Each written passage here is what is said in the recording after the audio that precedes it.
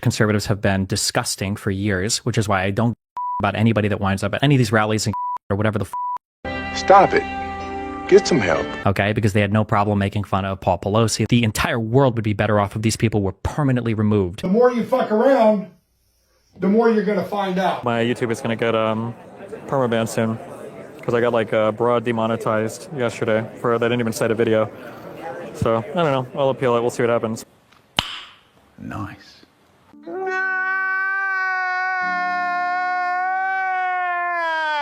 The left talks compassion, but when a conservative is murdered, they shrug, laugh, mock it. Destiny won't condemn it. The Dems twist the numbers, and their un-F America clowns are right there. Today, I'm going to roll the receipts.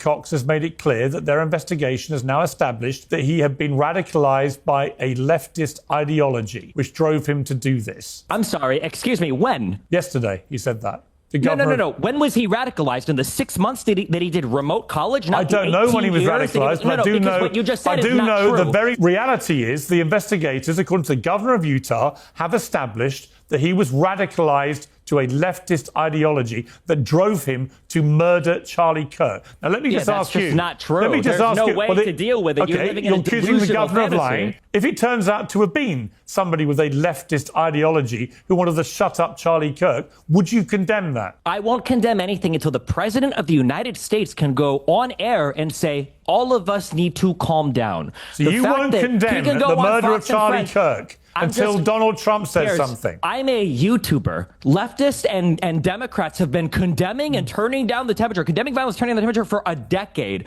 Donald Trump can't go on TV and say, all of us need to calm down. Right. Can you tell me why he cannot? Why would you expect anybody, Destiny? You can't answer that. Can you answer that question? Why can't Trump go on TV and say, all of us should be less violent? Why do you can't think Trump say that? Why do you Why think is your behavior contingent on Donald Trump? Insane right now. Why do you is think? your No, let me behavior ask you a contingent question. on Donald Trump? Let me ask you a question. Because he's the president of the United States of America and the leader of the opposing political party. Destiny. Let me You have a huge audience of young men who listen to everything you have to say. So when it doesn't matter. You have a huge audience. And because of the fact that you have a huge audience. Conservatives have been disgusting for years, which is why I don't about anybody that winds up at any of these rallies and or whatever the okay, because they had no problem making fun of Paul Pelosi. The entire world would be better off if these people were permanently removed from these platforms. Like, there is no downside and only upside to see people like Candace Owens, Tucker Carlson, Tim Pool never be allowed to publicly broadcast their opinions ever again. It's exclusively bad stuff that happens. Are you kidding me? A man is gunned down for his beliefs, and this guy shrugs like it's a math problem. I won't say it's bad until Trump tells me to calm down. What kind of moral coward waits for a MAGA cue before calling murder wrong? All right, y'all, quick pause, because if you're watching this, you're exactly the kind of person who's going to love what I've got in my store. We're talking taste like liberal tears mugs, we the people tees, sexy and conservative shirts, even a Trump final boss drop. It's bold, unapologetic, and guaranteed to trigger every Democrat on your block. And the best part? Every order helps me keep exposing the nonsense the left wants to hide. So head over to realmelanieking.com, grab a mug, grab a tea, grab something that makes a statement. The link is in the description box and the pinned comment. You will help support the channel and join the movement, and also wear your values out loud. That's complicity, plain and simple. Listen, Destiny has thousands of impressionable kids tuned in. What message does it send when your cult leader essentially says, depends on who? It normalizes violence. It trains rage. And then the left, they gasp at the rise of extremism like they just discovered the weather. Like, please. They manufacture outrage when it's convenient and then weaponize silence when it suits them. And can we be real here? When these lefty influencers scream deplatform the right, they're not arguing any kind of policy. No. They're calling for a digital purge. Candace Owens, Tucker Carlson, Tim Pool, just erase them. That's not debate. That's digital authoritarianism dressed in woke pajamas. We've all heard the vile statements that Destiny made about Charlie's life being taken from him. But did you know that the guy who was speaking to Charlie when he was unalived was a guy who was part of Destiny's Unfuck America's tour? If you haven't heard of Unfuck America, The Unfuck America tour, look who that is, was scheduled to follow Turning Point around and counter all of Turning Point's events. That's why this guy was speaking to Charlie when Charlie was unalive. Now, of course, if you go to unfuckamericatour.com, you'll see this message pop up, and they're talking about how disturbed they are about what happened to Charlie. They're saying that they're grieving, and please give them space while they can grieve. Again, Destiny is their lead creator, and he's making these comments about Charlie and people who think like Charlie. Everyone who works for Turning Point should get a restraining order against him immediately so that he or anyone who works for him is not allowed to show their ass up at these Turning Point events. I've noticed that not a lot of you guys know about this, and why do I know about this? Because one of these people that's part of this tour follows me. She actually seems quite fucking reasonable. She seems like a decent person. That's how I know about this.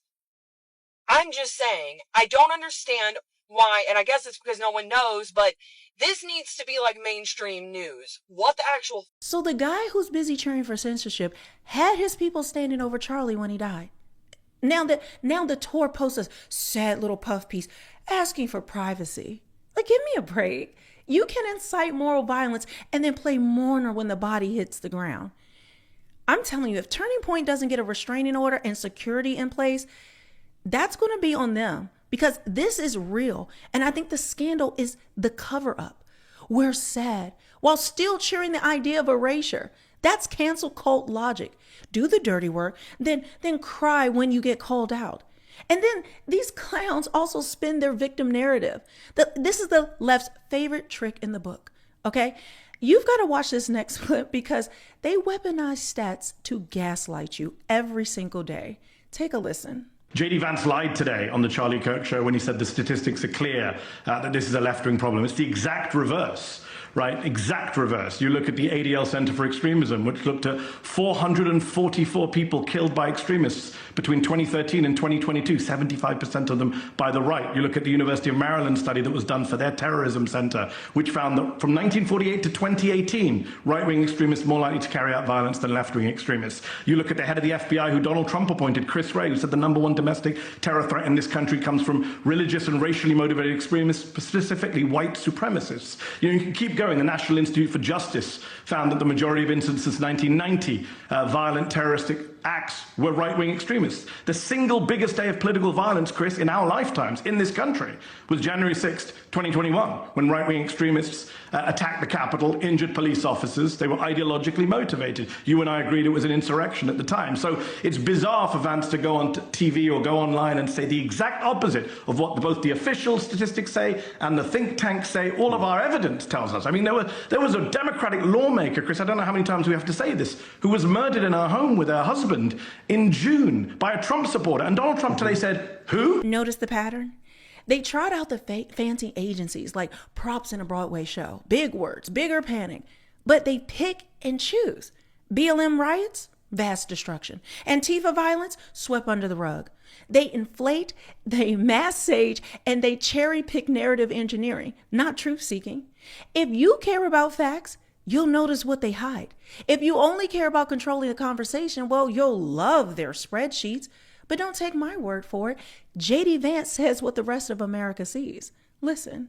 And while our side of the aisle certainly has its crazies, it is a statistical fact that most of the lunatics in American politics today are proud members of the far left. And make no mistake, he's not flattering the right. He's pointing to reality. Sure, weirdos exist everywhere, but who's on the streets smashing windows? Who's organizing violence? Who's cheering when a conservative leader is assassinated? The mob on the left. That's the human footage the polling houses, all of these polling places, they ignore. Real Americans see it. Mass thugs, Democrat placards, and the same media that whips them up writing think pieces the next day. You can spin stats all you want, but people live the consequences. Real families, real funerals, which is why normal people react like the next clip. Raw, unfiltered emotion. That's what the left refuses to understand. If someone assassinated my husband, I would not be able to have the level of composure she had during that speech. I would be out for blood. I understand why she's angry and why she said the things that she said. That's not rhetoric. That's human. Real Americans don't parse into a PowerPoint presentation while their loved ones are in the ground. They demand justice. The left treats sorrow like a checkbox. Well, we'll analyze this. So spare me the both sides lectures. We're not debating a poll. We're dealing with bodies. And while real people burn with righteous anger, the influencers and hacks have another stage to play. The censorship sob story. Watch this irony. I feel like my YouTube is going to get permabanned soon because I got broad demonetized yesterday for that I didn't even cite a video. So I don't know. I'll appeal it. We'll see what happens. But I mean, if Kimmel is getting canceled from ABC, I don't know. Oh, the crocodile tears. Guys, the very people who cheered the erasing of Candace, Tucker, Benny Johnson, anyone that's inconvenient, well, now they're gasping when the axe swings to them. My YouTube got demonetized. Cry me a river. You wanted the digital gulag, and now you want sympathy when you get a taste. That's karma, served piping hot. So let's stitch this all together. They cheer when a conservative is canceled or even killed at this point. Then they weaponize agencies and stats to protect the narrative. And then when consequences land on them, they clutch their pearls. It's performative morality, and it's rotten. This isn't about debate. It's about power. Erase the other side, rewrite history, control the narrative.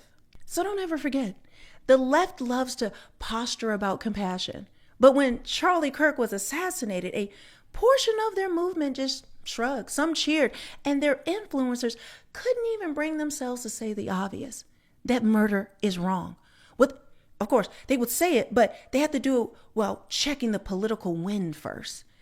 They twist the numbers, they gaslight the public, and they try to turn you into the villain for pointing all of this out. This is a cultural death match. They want to silence us. They want us erased from conversation, from jobs, from platforms. But silence is surrender. And we are not surrendering. Not today, not ever. And if you want the receipts, you just watch them. Share this, comment, and make sure you guys don't forget to hit subscribe, because when you see this next expose, you are going to see how they are trying to gaslight us even more.